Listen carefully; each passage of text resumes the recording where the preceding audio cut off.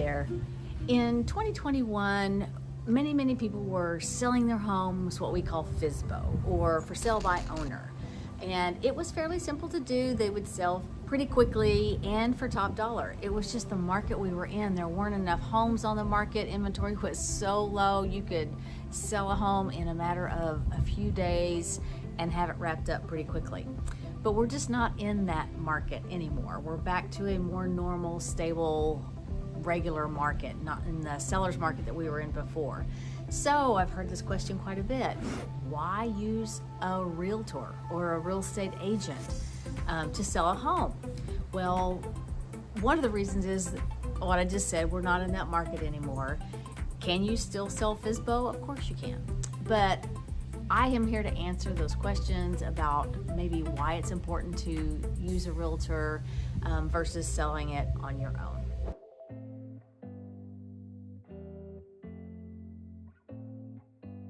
One of the first things is the pricing. Now, we talked about this in another video about pricing your home and how it needs to be based on research, not based on the house down the street. Well, my neighbor sold his for...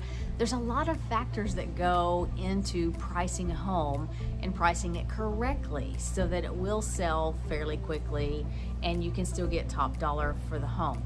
But it all goes down to the solds in the area, not what you saw for sale, or that house is going for this. Well, it may be priced at that, but that's maybe not what it's going to sell for, or what it did sell for.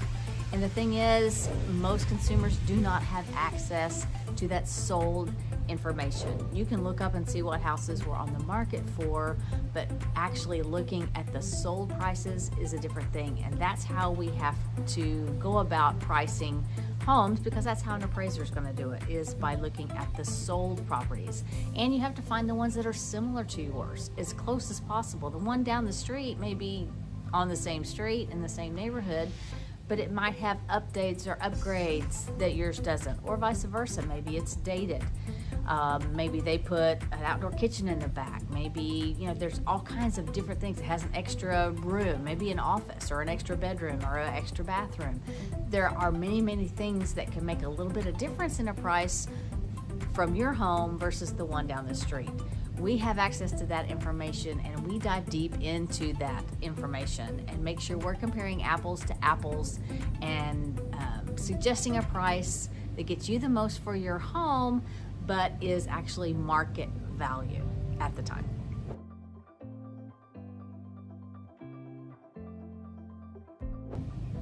The next thing is marketing.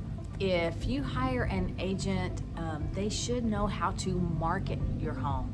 Not just throw it up on the MLS, sign a listing agreement, stick a sign in the yard. The way to get your home sold is through marketing. And that is done, yes, on the MLS. And yes, you can do it yourself on the Zillow, programs like Zillow or Realtor.com, or there are many of them out there, Homes.com, that you have access to, and the consumer can put them on there.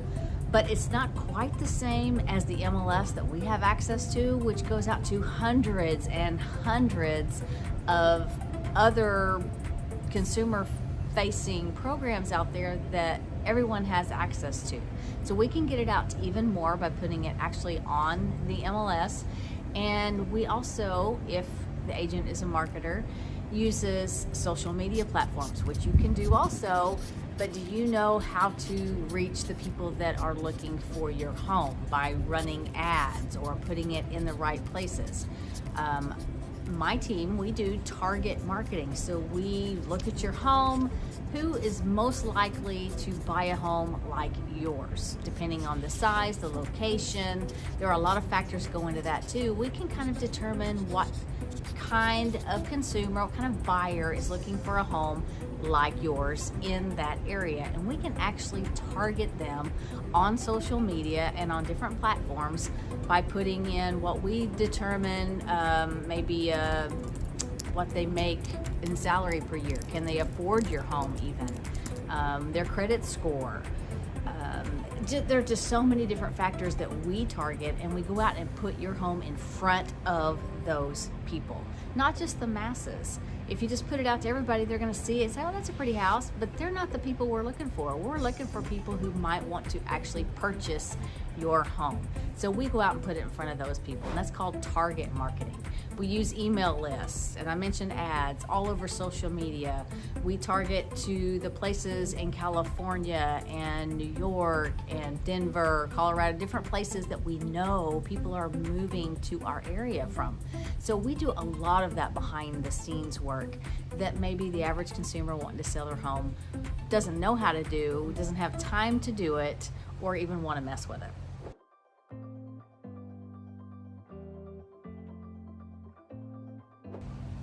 And what about showings and open houses? You can have showings on your home. They've got to reach out to you. If you put it on Zillow and Realtor.com, your information's on there. So a buyer could reach out to you, but you're just letting someone in your home that you don't know. Do you know if they're even qualified to buy a home? Have they gone through the mortgage process? Are they pre-approved? You can ask them that over the phone and have them send you that letter. And that's one way you can do that. Having open houses. Sometimes that's a really good way to get people into the home to see it and really determine if that's something they're interested in or not. Even if they have an agent or not. Sometimes the agent's not available. They can go to different open houses. How many of you have gone to open houses just to look? Maybe you're a nosy neighbor. That's okay too. Nosy neighbors know people that might want to move to their neighborhood. So we like open houses, but we are also trained on how to do that. Make sure things are put away that don't need to be out. Make sure we're keeping up with who's in the house and where they are at what time. You have to be so careful when you're doing that on your own. You're selling your house on your own, of just opening up your house to who knows who. Might be coming in and walking through, looking at your belongings. When we do that, like I said, we're trained, and agents who bring buyers to your house also know that that buyer is pre-approved. They know they're qualified. They have done a little research on that person, not just letting anyone into your home.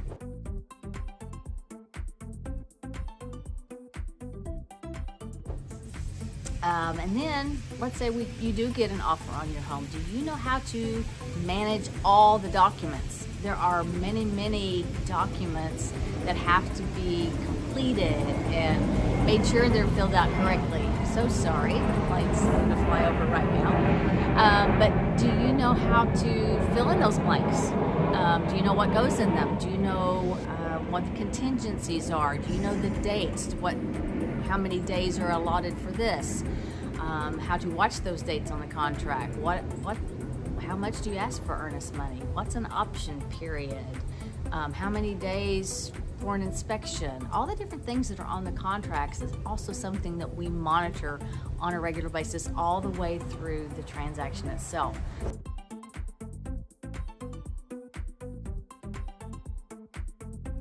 Most of us are trained in negotiations and understand how to negotiate. You don't always have to meet in the middle. I know a lot of times when you're negotiating for cars, it's very different than with a house. And when I present an offer from a buyer to a seller, a lot of times they want to meet them in the middle. You don't always have to meet in the middle.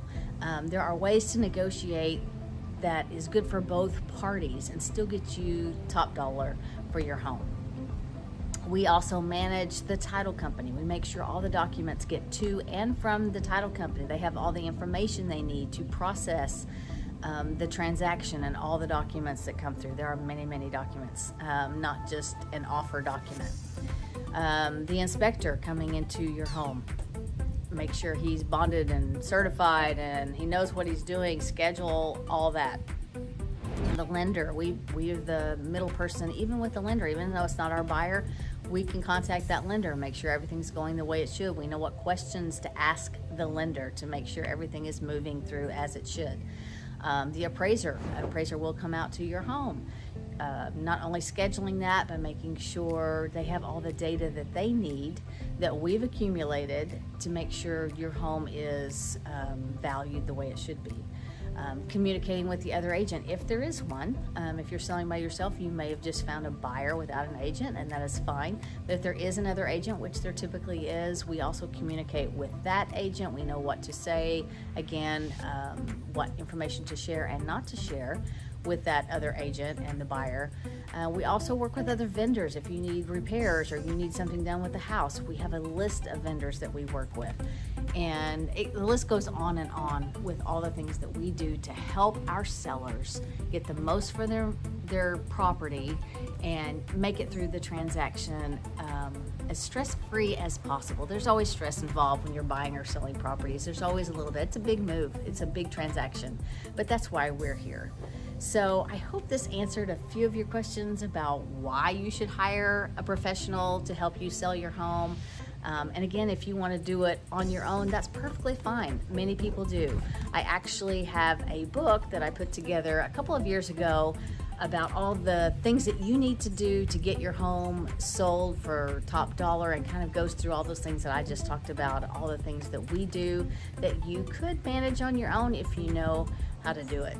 So if you'd like more information, I'm Melissa Waterwall. My partner is Monday Wortham. We're always here for you to answer any questions you have. Even if you want to try to sell on your own, we can help you to an extent, and we would love to do that. So otherwise, please, if you like this, if it was valuable at all, please like and subscribe to our channel so you can see more of these educational type videos on helping our buyers and sellers. And leave us a comment below if something else you might like to hear about, what you liked, what you didn't like about the video. And we hope to see you again and talk to you soon. Thanks so much. This video was produced by Visionary Masterminds.